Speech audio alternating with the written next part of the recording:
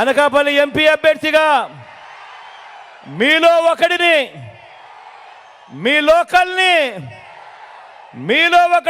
లోకల్ని BC వర్గాలకు చెందిన అన్నను ముత్యాల నాయుడును మీలో ఒకడిని మీ అభ్యర్థిగా, మన అభ్యర్థిగా ముత్యాల నాయుడును ఎంపీగా నిలబెడతా ఉన్నాము. మీ చల్లని దీవెనలు, మీ చల్లని ఆశీస్సులు అన్నపై ఉంచవలసిందిగా సవినయంగా కోరుతా ఉన్నాను. మంచివాడు, సౌమ్యుడు, మీ అందరికీ మంచి చేస్తాడు. డిప్యూటీ సీఎంగా కూడా మీ బిడ్డ క్యాబినెట్లో గొప్ప పాలన ఇచ్చాడు అని కూడా ఈ సందర్భంగా చెప్తా ఉన్నా. నర్సీపట్నం నుంచి గణేష్ నిలబెడతా ఉన్నాడు. యువకుడు, ఉత్సాహవంతుడు, సౌమ్యుడు, మంచి చేస్తాడన్న నమ్మకం పూర్తిగా నాకుంది. మీ చల్లని దీవెనలు గణేష్పై ఉంచవలసిందిగా సవినయంగా ప్రార్థిస్తా ఉన్నా. అనకాపల్లి నుంచి భరత్ నిలబెడతా ఉన్నాడు. యువకుడు, ఉత్సాహవంతుడు, మంచి చేయడానికి ఆరాటపడతా ఉన్నాడు.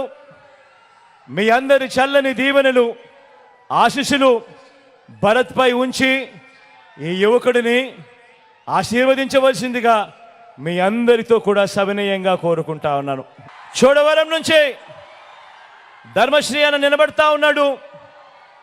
మంచివాడు, సౌమ్యుడు, మీ అందరి చల్లని దీవెనలు, ఆశీస్సులు అన్నపై ఉంచవలసిందిగా సవినయంగా ప్రార్థిస్తా ఉన్నాను. పెందుర్తి నుంచి అదీప్ నిలబడతా ఉన్నాడు. పొట్టివాడైనా గట్టివాడు, మంచివాడు, సౌమ్యుడు, మంచి మనసు కూడా ఉంది. మీ చల్లని దీవెనలు, ఆశీస్సులు అదీప్పై ఉంచవలసిందిగా సవినయంగా మీ అందరితోనూ వేడుకుంటా ఉన్నాను. పాయికరావుపేట నుంచి జోగులను నిలబడతా ఉన్నాడు. మంచివాడు, సౌమ్యుడు, మనసు మాత్రం వెన్నే అని మాత్రం ఖచ్చితంగా చెప్తాను. మీ చల్లని దీవెనలు, ఆశీస్సులు అన్నపై ఉంచవలసిందిగా సవినయంగా కోరుతా ఉన్నాను. యలమంచిలి నుంచి కన్నబాబన నిలబడతా ఉన్నాడు. మంచివాడు, సౌమ్యుడు, ఎప్పుడూ కూడా మంచి చేస్తాడు. కొద్దిగా అప్పుడప్పుడు మాటలు కటువుగా ఉన్న మనసు మాత్రం వెన్నే. కన్నబాబన్నపై మీ చల్లని దీవెనలు, ఆశీస్సులు ఉంచవలసిందిగా సవినయంగా ప్రార్థిస్తా ఉన్నా. మాడుగుల నుంచి నా చెల్లెలు అనురాధమ్మ నిలబడతా ఉంది. మంచి చేస్తుంది, మంచి చేయడానికి ముందుకొచ్చింది. మీ చల్లని దీవెనలు, ఆశీస్సులు నా చెల్లిపై ఉంచవలసిందిగా సవినయంగా మీ అందరినీ కూడా ప్రార్థిస్తా ఉన్నాను. మన గుర్తు ఎక్కడో